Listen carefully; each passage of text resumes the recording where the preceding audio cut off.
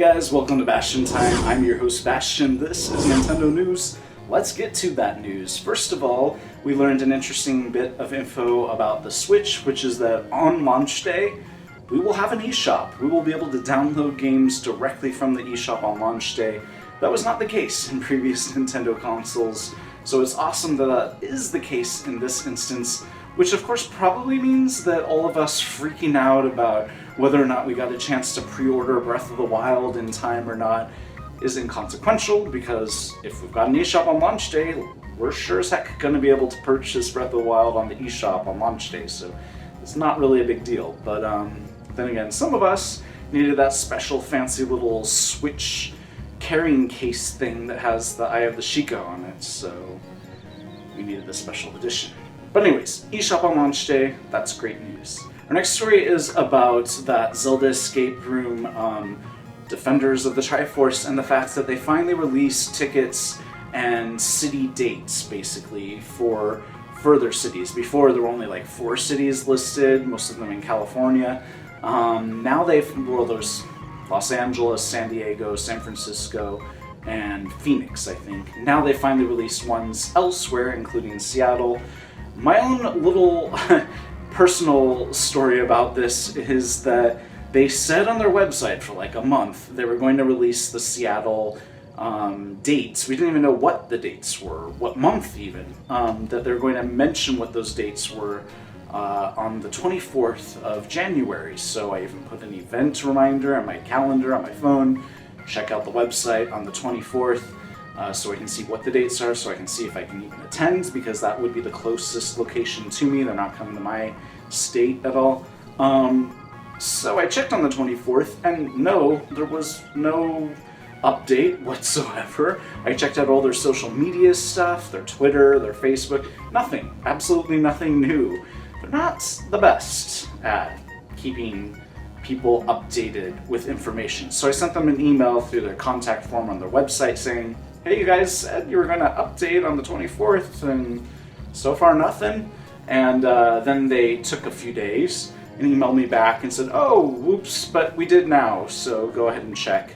And sure enough, when I checked, it said what the dates were, which was fine, and that the next day they were going to release tickets. So I went to the website the next day and tried to buy tickets to one of the 3 days, and basically that day is all sold out. In less than 24 hours, it was all sold out. So basically my long-winded point is, by the time you get this video, chances are whichever dates you were hoping to secure tickets to is probably long gone by now. I'm very sorry. I wish I would have thought ahead to try to keep you guys informed myself, since they're clearly not doing a very good job of it. But I mean, selfishly, I'm just thankful that I was able to secure tickets for, it might not have been the most preferable time on my schedule, but at least I get to go, so I'm happy about that. But I'm just sorry that, well, I didn't get to go at the specific time I would have liked. It's going to be quite interesting weekend for me.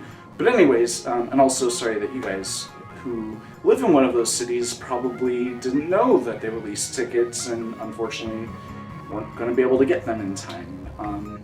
But since they've had so much demand for this, they're surely not going to stop now. They're going to keep doing this. I'm sure they'll go back to all those same cities again with new dates and stuff. So anyways, I'll keep you guys posted better about that in the future.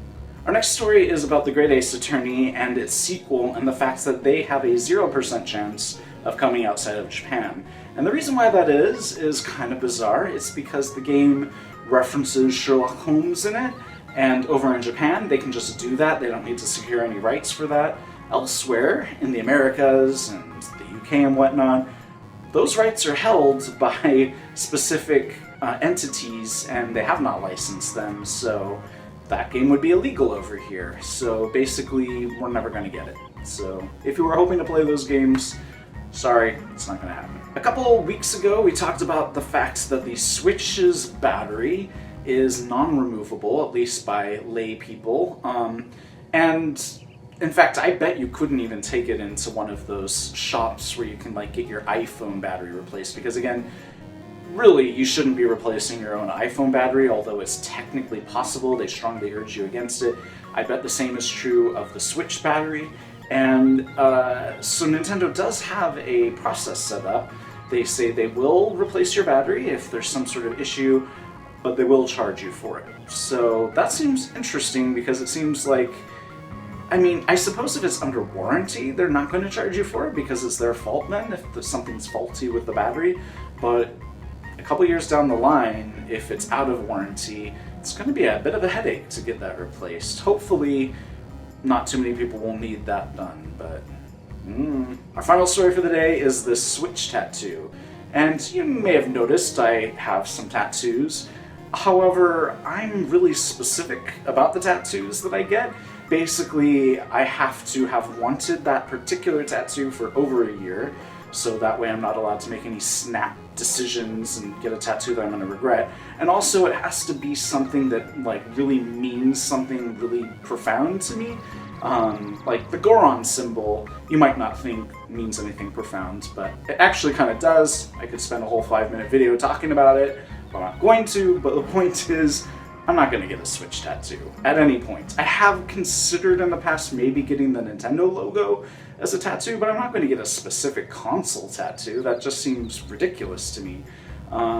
But, I mean, for me, I don't want to insult anybody who does decide to get a Switch tattoo or a GameCube tattoo or a Wii tattoo. That's fine for them, but for me, not so much. So, anyways, I was just flabbergasted to see that somebody already has a Switch tattoo, and the Switch isn't even out on the market yet. It's like, wow, you're really, really hoping this thing goes well, aren't you? I would really be sad for people who got a Wii U tattoo, for instance. But anyways, that's it for this episode of Nintendo News. See you guys in a couple of days for more news. Bye, guys.